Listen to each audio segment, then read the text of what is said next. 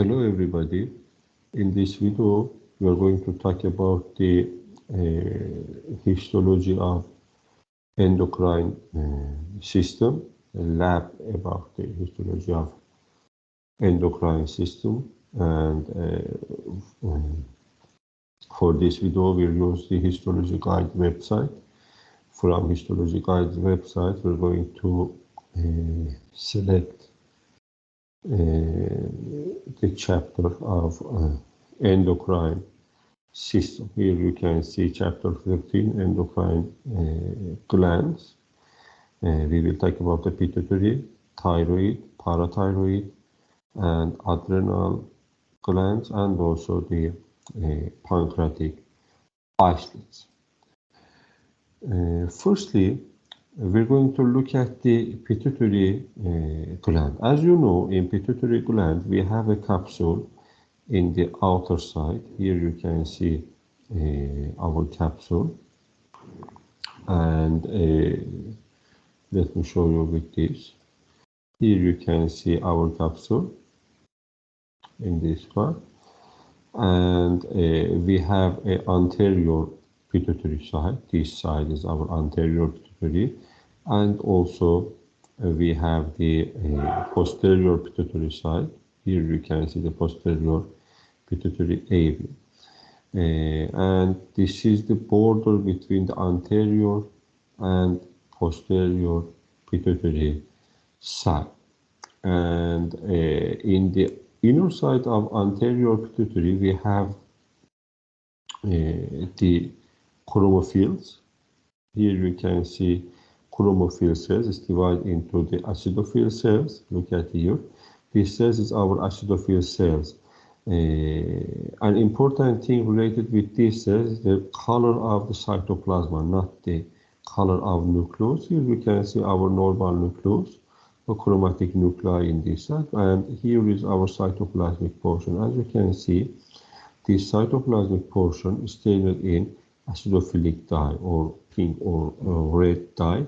So this is our acidophile cell. Sometimes in the inner side of cytoplasma, you can see the basophilic dye, or sometimes you can't see any dye, or you can see a paler cytoplasma. And when you see a darker cytoplasma or basophilic cytoplasma, you can say this is a basophilic cell. For example, here you can see examples for basophilic cells. Also here you can see acidophilic cells, another acidophilic cell, and we have chromophobe cells. This is an example for chromophobe cell. You can see clear cytoplasma and the nuclei. These cells is our chromophobe cells. Between these different types of cells, we have blood vessels. Here we can see our blood vessel, another blood vessel in this part.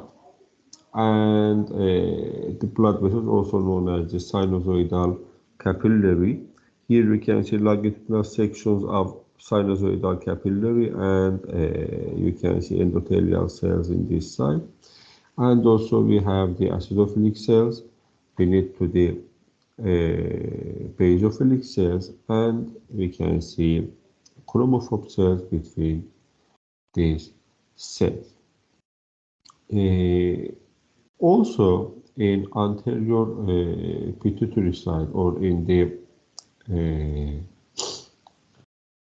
pars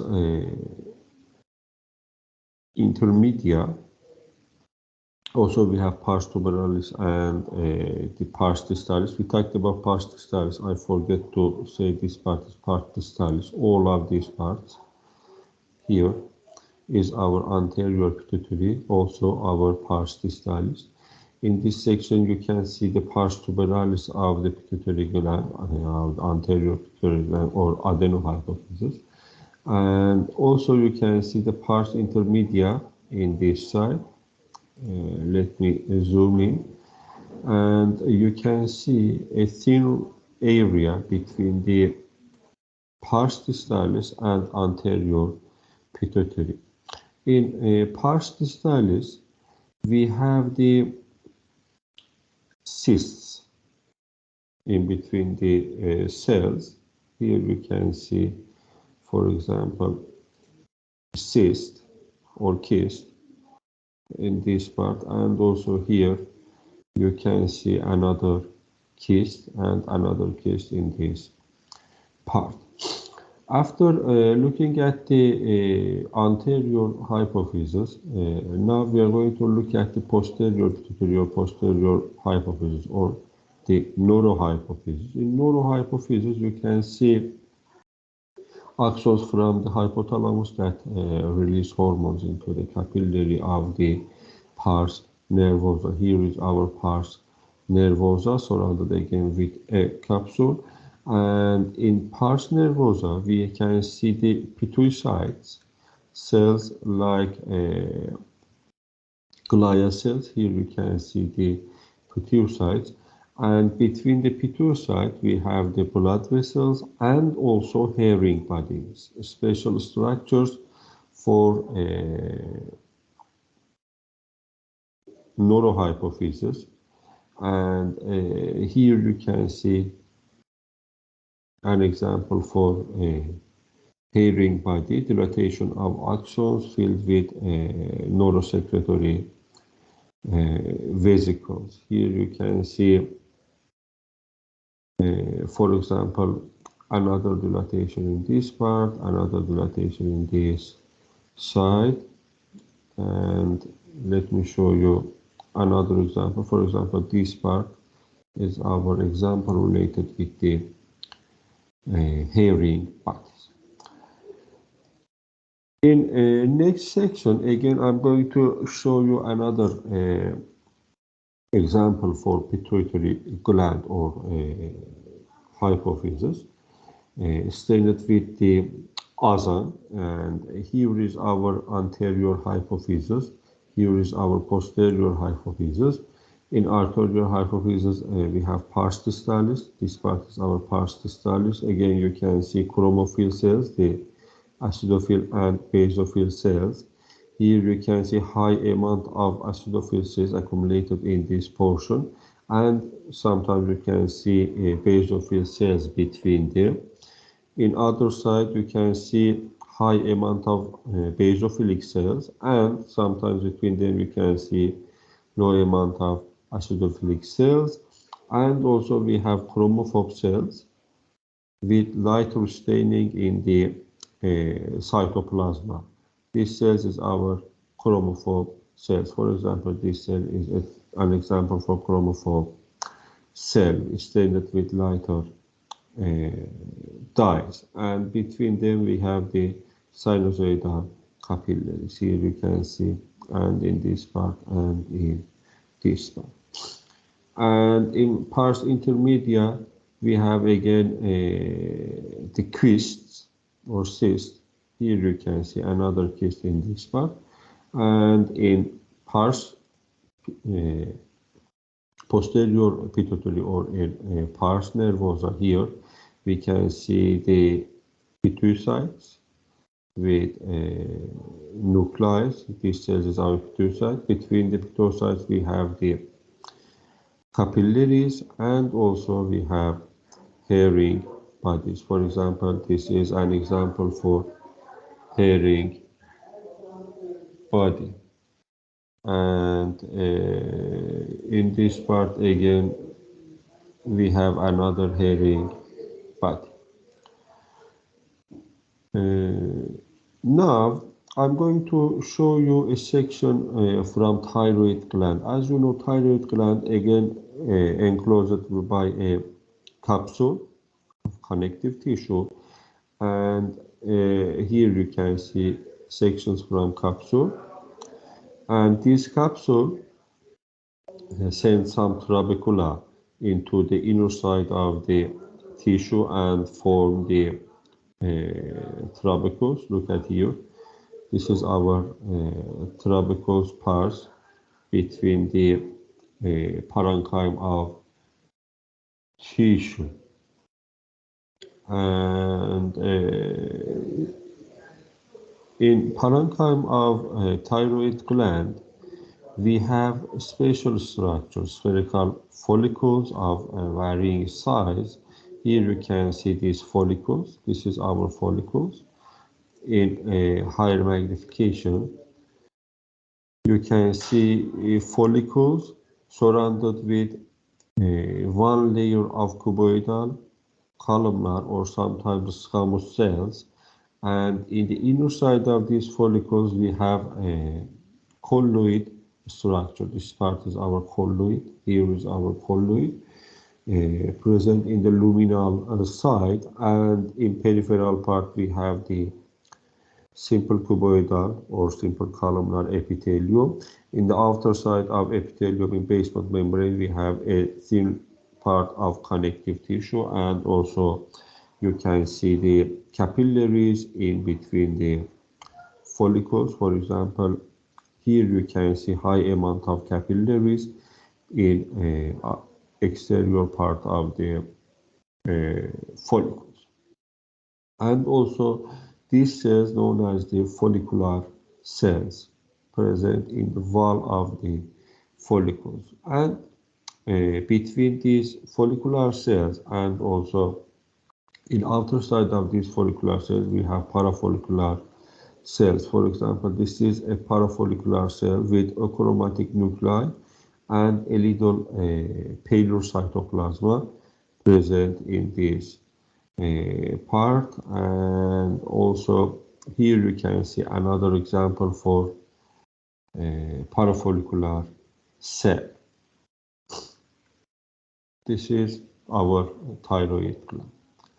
Now I'm going to talk about the parathyroid gland. Parathyroid gland again surrounded with capsule, and this capsule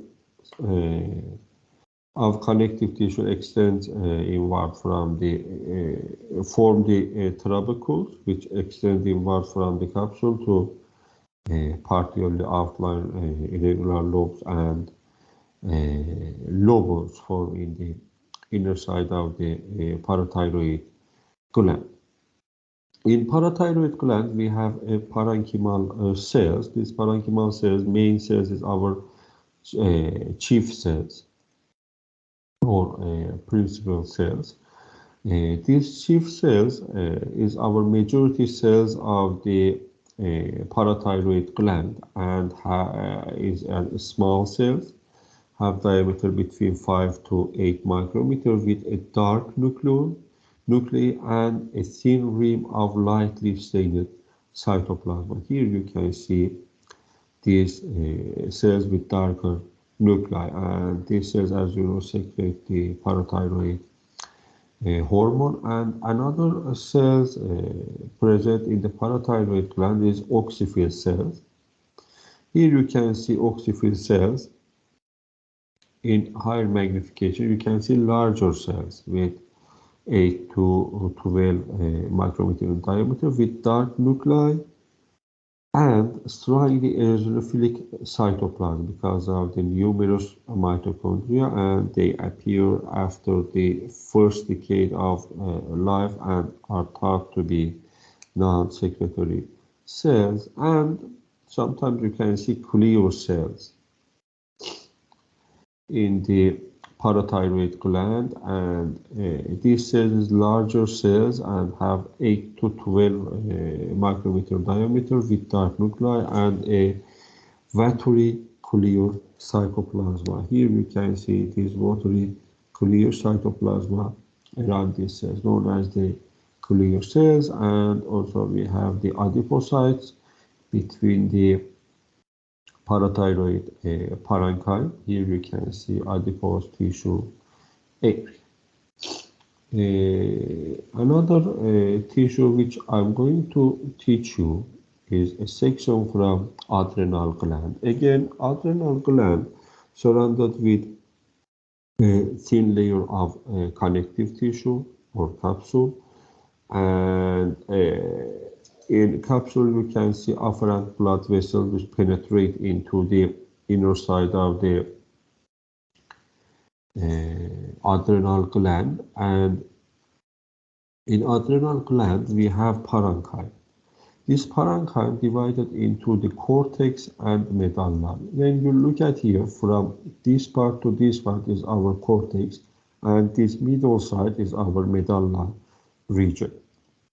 In cortex, from outer to inner, we have three different layers. The zona glomerulosa in outermost layer. In middle side, we have zona fasciculata, and in inner side of cortex, we have zona reticularis. Here is our zona glomerulosa, after zone of adrenal cortex, and in this side you can see glomerular-like clusters. This is our clusters, and these cells which form the clusters secrete the aldosterone and have a nucleus in the central side of the cell. And also here you can see a foamy cytoplasma because of the secretory function of the glomerulosa cells. The middle side is our zona fasciculata, have a vertical cords, which these cells, here you can see, form a vertical columns. Here we can see a column, another column in this part, and again cells, cytoplasma of these cells have a foamy structure, and the cytoplasma filled with lipid droplets. Here you can see, and in the inner side we have zona reticularis, and zona reticularis present in the inner zone and have cells with wide anastomosing rows that secretes precursor of testosterone. Here you can see these cells which have a central nucleus and eosinophilic cytoplasma, and also often you can see the lipofuction pigment in the cytoplasmic part of these cells. Here we can see lipofuction pigment stained in dark brown, and between the cells you can see again the capillary structures. Capillary sinusoids present between the different zones of the adrenal cortex. Here you can see capillary network between the zona fasciculata cells. And also we have the medulla. This part is our medulla. In medulla we have chromaffin cells, the modified postganglionic sympathetic neurons that secrete the catecholamines or epinephrine, norepinephrine. Here you can see some dark and some a little lighter cells, or our chromaffin cells. Between the chromaffin cells we have the ganglion cells, infrequent sympathetic ganglion. For example, here you can see a ganglion cell, and also we have the medullary vessels between the medulla parenchyma cells. This is our medullary vessels. Last tissue or organ which I'm going to talk about, the endocrine pancreas. As you know, in pancreas we have the exocrine and endocrine gland. We talked about the exocrine pancreas in our lecture related with gastrointestinal tissue, and here I'm going to teach you the isolates of Langerhans, or isolates of endocrine cells between the exocrine gland structure. Here you can see paler areas. This areas is our isolates of Langerhans. And in these isolates, here you can see higher magnification. You can see blood vessels or capillaries between the parenchymal cells, and in parenchyma we have the beta cells, alpha cells, delta cells, and pancreatic peptide cells, but you can differentiate these cells from each other with normal staining method. Okay, guys, thank you to your attention. I'm going to stop our presentation in this part. See you in our next